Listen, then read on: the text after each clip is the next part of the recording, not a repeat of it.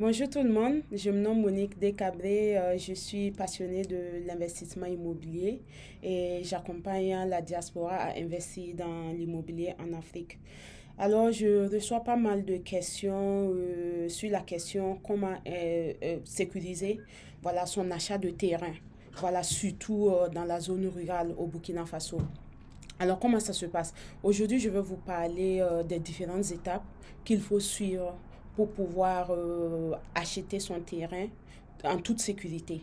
Voilà comment ça se passe. Parce que en général, au Burkina, quand vous voulez acheter un terrain, c'est soit quelqu'un qui vous a proposé le terrain, quelqu'un peut-être que vous ne connaissez pas ou quelqu'un que vous connaissez. La plupart du temps, les hectares, voilà, ça se vend dans différentes communautés, dans différentes communes ou dans les villages. Alors, pour acheter un hectare ou un terrain en zone rurale, ce qu'il faut faire d'abord, c'est de connaître le village. Voilà, connaître le village dans lequel le terrain se situe. Pourquoi?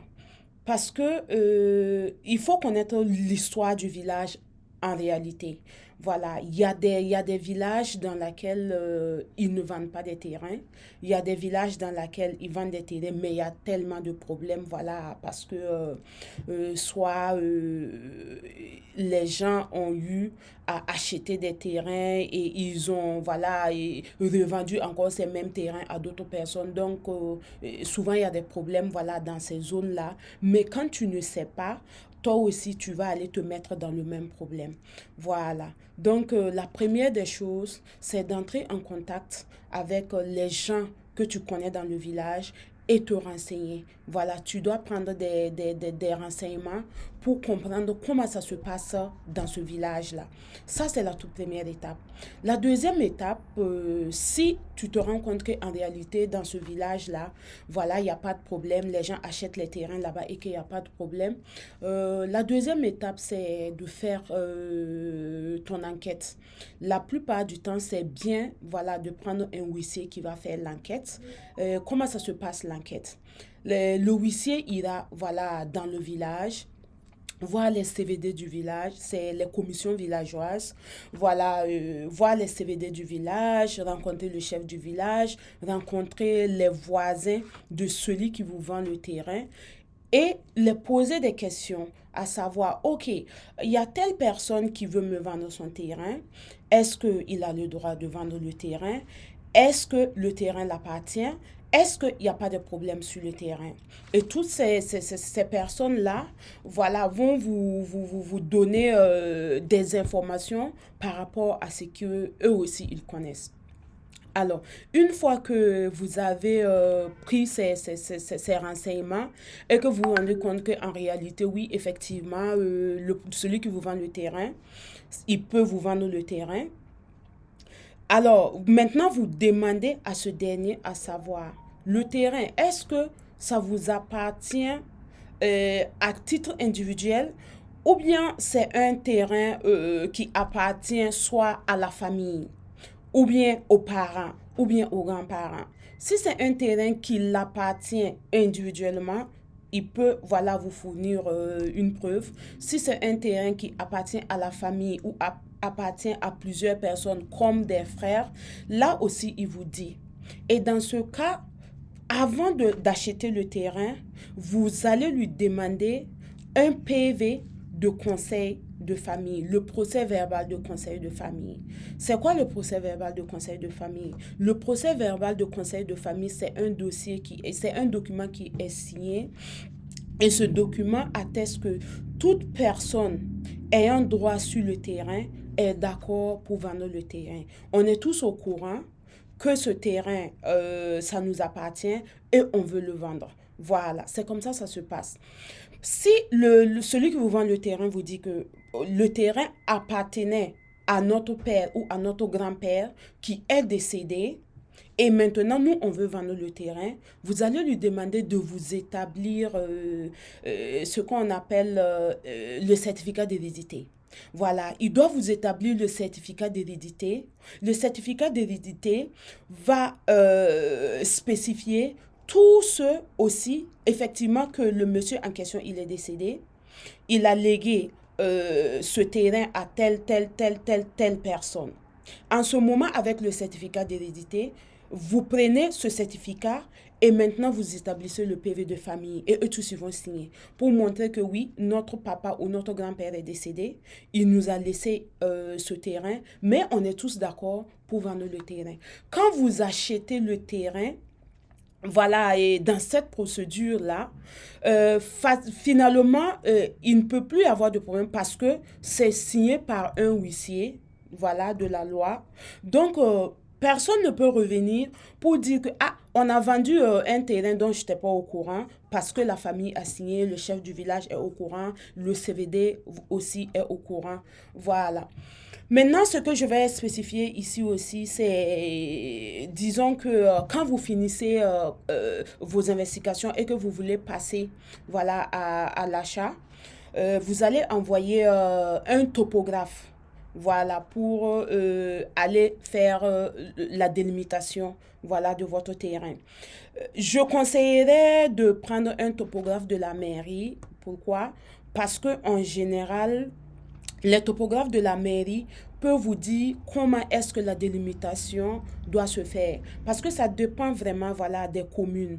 Par exemple, la commune de Lumbila, vous pouvez, disons que la commune de Lumbila, quand vous allez déposer le dossier à la mairie pour faire vos documents, ils vont pas forcément vous demander de déposer le croquis avec le nom du propriétaire terrien.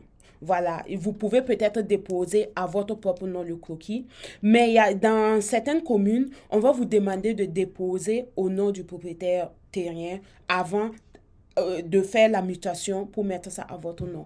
Alors, pour éviter, voilà, et de perdre du temps, parce que si c'est, par exemple, un topographe qui n'a pas l'habitude de travailler dans la zone, il ne peut pas avoir ces informations. Mais quand c'est un topographe qui travaille dans la zone, le topographe de la mairie, il sait comment faire la délimitation. Par exemple, quand vous achetez des terrains, des hectares, et que, par exemple, vous voulez disons, vous voulez 5 hectares, et que vous voulez acheter 2 hectares et 3 hectares, normalement, vous devrez laisser 6 mètres entre ces deux terrains.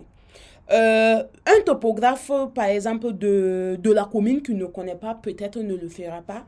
Et quand vous allez aller pour déposer vos dossiers à la mairie pour faire les documents de votre terrain, on va vous demander de refaire la topographie, ce qui va vous coûter, voilà, encore plus. Donc, je conseille toujours, voilà, d'utiliser le topographe, voilà, de la mairie en question pour éviter, voilà, certaines situations.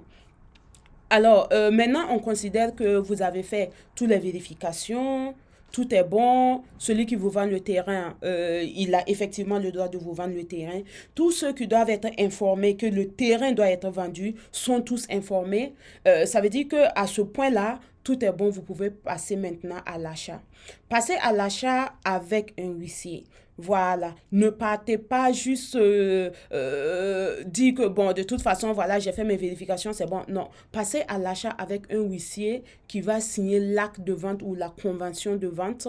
Et maintenant, là, vous avez, comment on appelle ça, votre acte de vente du terrain.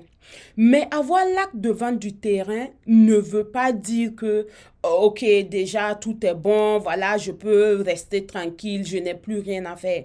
Parce que souvent les situations qu'on voit sur le terrain, c'est quoi? Souvent, les gens se disent, bon, comme j'ai, voilà, l'acte de vente, c'est bon, voilà, je fais 3 ans, 5 ans, 10 ans, et je ne sécurise pas mon terrain. Voilà, honnêtement, vous pouvez toujours avoir des soucis sur le terrain. Pourquoi? Parce que, bon, vous avez fait la délimitation, effectivement, voilà, le terrain vous appartient, vous avez l'acte de vente, mais si, par malheur, un voisin, par exemple, qui vend son terrain aussi, envoie un topographe qui peut-être ne s'y connaît pas ou un truc de ce genre. Et lui, il vient, il fait la délimitation et il rentre dans votre terrain. Voilà, ça peut créer, voilà, certaines situations désagréables sur le terrain. Alors, quand vous finissez, dès que vous avez signé votre acte de vente, il y a encore, voilà, des étapes à suivre pour mieux sécuriser votre terrain. Voilà, allez-y mettre des bornes. Voilà, vous pouvez mettre voilà, des longues bornes là, ou vous pouvez mettre des barbelés, ou bien vous pouvez sécuriser avec un mur. Voilà, si au moment voilà, de sécuriser votre terrain. Voilà, vous avez l'option, mais vraiment, vraiment, vraiment, il faut griller, sécuriser le terrain. Une fois que ça aussi c'est fait, n'attendez pas avant d'aller faire votre demande de l'APFR, l'attestation de possession foncière rurale. C'est le document de jouissance délivré par l'administration qui vous montre que vous avez un droit de jouissance sur le terrain. Voilà. Dès que vous avez acheté le terrain, vous avez borné votre terrain, vous pouvez ne même pas borner le terrain, mais aussitôt possible, déposez votre document, votre dossier à la mairie pour demander l'établissement de votre APFR. Bon, l'établissement de l'APFR, c'est voilà, un sujet que je vais développer voilà, dans une autre vidéo pour permettre aux gens de comprendre son utilité, comment l'avoir. Et une fois que tu as l'APFR, qu'est-ce que ce document te donne comme droit? Voilà. Donc, je pense que honnêtement, pour ceux qui sont intéressés à investir dans les terres à zone rurale, qui sont voilà, les hectares, un peu partout au Burkina, vraiment, vraiment, la chose à faire, c'est de ne pas juste acheter un terrain dans un village ou voilà, dans une commune. Non, ça ne se passe pas comme ça. Quand tu ne connais pas l'histoire de la commune ou du village, il ne faut pas juste aller, voilà, mettre les pieds dedans comme ça. Non, il faut te renseigner. Il faut vraiment, vraiment se renseigner avec des gens qui connaissent le village, des sources très sûres pour savoir avant d'acheter le terrain. Dans ce cas, voilà, vous sécurisez votre achat et finalement, vous partez sécuriser votre terrain en faisant la demande de l'attestation de possession foncière rurale. Voilà, je pense que en gros, c'est ce qu'il faut faire quand tu veux investir dans les terres à zone rurale, ça veut dire dans les hectares. Et ainsi, vous avez déjà voilà, passé la première étape qui est sécuriser l'achat d'abord du terrain. Parce que si déjà à la base, l'achat du terrain a été faussé, il faut savoir que ça se bloque devant. Voilà. Au niveau voilà, de la demande de la PFR, ça ne peut même pas avancer parce que déjà il y a un problème. Voilà.